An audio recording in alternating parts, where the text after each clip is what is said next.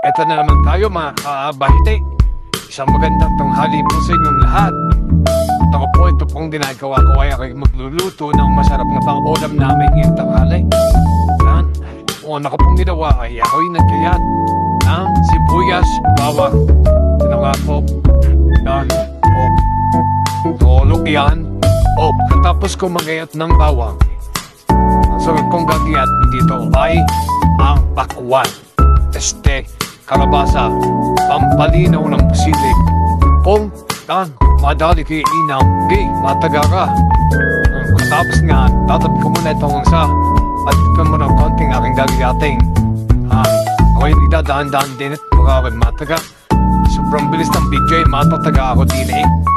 Napakakunat, pero ito yung masarap. Katapos nga, syempre, magkakapi tayo. Yan, kakapi ako. Pili na pili, pwedeng pang komersyal eh. Pagkatapos na mga uminom ng kape, ito na sunod kong gagawin. Yan, nandito na ako sa lutuan. Katapos nga, ang unang lalagyan natin ay mantika. Lalagyan na po natin siya ng mantika. Yan, medyo mainit tayo mantika. Lagyan ko na po siya ng mantika. Hinalo-halo ko para mainit. Ang sabit natin lalagay ay sibuyas muna para hindi masunog ang bawang. Minekos-mekos ko na po dyan. Mekos-mekos. Sabit po natin ang bawang. Sinunod ko na po ang bawang. Ang niluluto po pala natin dito ay kalderetang may kalabasa. Pampalinaw ng busilig. Yung nilagay ko na po dito ang manok. Tapos ating imemekos. Yan, mekos-mekos ko. Para yung mantika ng balat ng manok ay magsilabasan. Napakakas naman talaga ng aking apoy din eh. Kung talagang lutong-luto yan, pati ba't sop-sop. Yun, pagkatapos ko yan, itong ginawa ko. 5 minutes na hinihintay ko. Ito nang gagawin ko ngayon.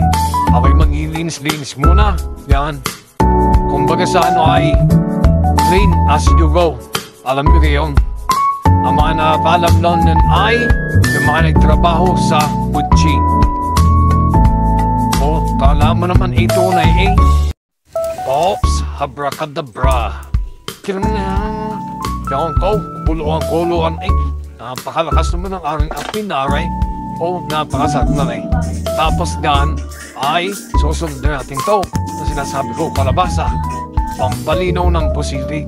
Tapos ay atin ilalagay na dito sa lutuan. Nalo ko na. Tapos niyan, atin imemekos-mekos. Mekos-mekos lang yan. Mekos-mekos ko.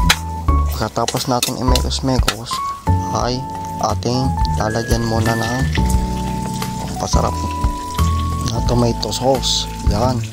O, tomato sauce. Baka naman. Yun.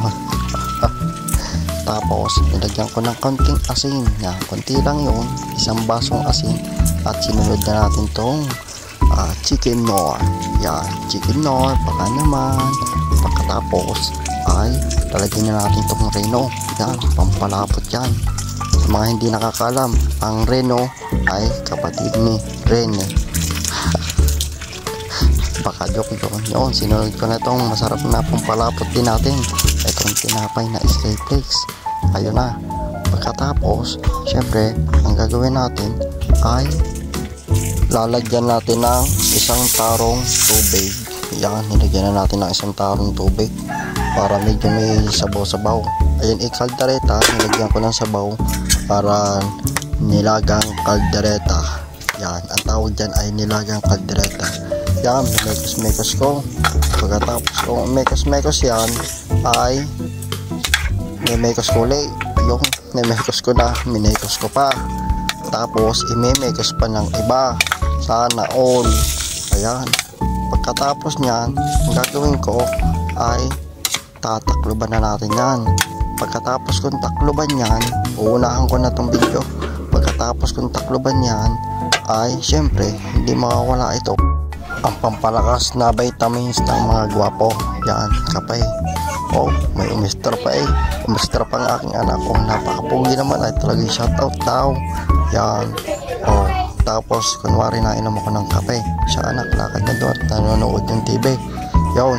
Pagkatapos niyan, kunwari ako nainom din ng kape pero wala naman naman. May konti lang ako iniisip. Yan. Kunwari tayo iniisip. Oh, napakapuli naman. Pati ako yung natawa sa aking sarili. Pagkatapos niyan, eto na yung resulta. Yun. Oh, talagang napakasarap naman ang luto ng bahite. Ha? Pati kapitbahay mapapakain din eh. Oh, siya ay kainin mo rin habang kumukulaw. Ewan ko lang pag hindi yan naman hide. Yung walang jawayaw. Oh, ang sarap Ano yan? Hindi yan papaya. Ayan ay kalabasa, pampalinaw ng busilag. Maraming salamat po. Goodbye.